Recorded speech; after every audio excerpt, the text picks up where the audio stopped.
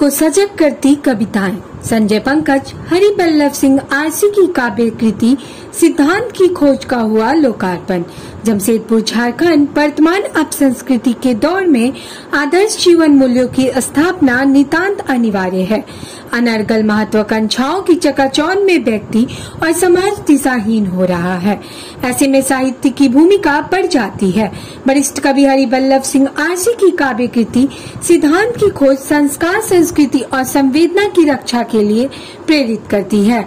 ये बातें बेनीपुरी साहित्य परिषद के तत्वावधान में श्री कृष्ण सिन्हा संस्थान के सभागार में आयोजित हरिबल्लभ सिंह आरसी की काव्य पुस्तक सिद्धांत की खोज के लोकार्पण के अवसर पर मुख्य वक्ता के रूप में बोलते हुए चर्चित कवि गीतकार डॉक्टर संजय पंकज ने कही। डॉक्टर संजय पंकज जी ने विस्तार से बोलते हुए आगे कहा कि जो कवि निर्भीक होकर अपनी बातें कहता है उसे भले ही विरोध झेलना पड़ता है, लेकिन उसकी बातें अनसुनी नहीं रहती है।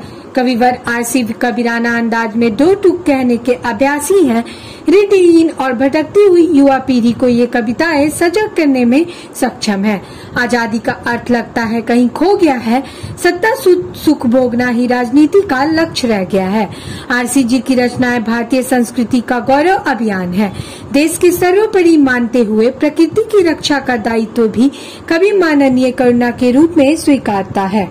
नवगीतकार और आलोचक डॉक्टर अनिल कुमार सिंह देव ने मुख्य अतिथि के रूप में पुस्तक पर विचार प्रस्तुत करते हुए कहा कि कवि हरिबल्लभ सिंह आरसी अपने आप में सिद्धांत है। इस पुस्तक में कवि ने अपनी दिनचर्या के साथ समाज और व्यक्ति के संबंध में सैद्धांतिक परिस्थितियों पर विचार किया है।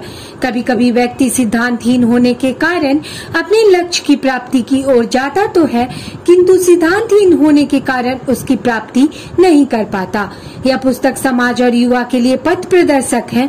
विशिष्ट अतिथि वरुण कुमार सिन्हा ने कहा कि विवेक के साथ मगर देश हित की बातें आरसी जी सदा करते रहे हैं। कवि राजदेव सिन्हा ने अपने संचालन के क्रम में कहा कि आरसी जी जीवन संतुलन के लिए काव्य सृजन करते हैं। सही अर्थ में मनुष्य के जीवन का क्या उपयोग है, यह इनकी कविताएं बताती हैं।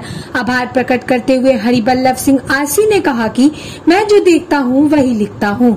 यह कविता ही नहीं, इसका निर्णय प्रबुद्ध जन करेंगे। मैं कविता को कला से ज्यादा जीवन के हित में मांगता हूँ। स्वागत संबोधन डॉक्टर श्यामलाल पांडे ने तथा धन्यवाद ज्ञापन चंद्रकांत ने किया। तमाम लेटेस्ट खबरों को सबसे पहले देखने के लिए सब्सक्राइब करें डिजिटल न्यूज 20।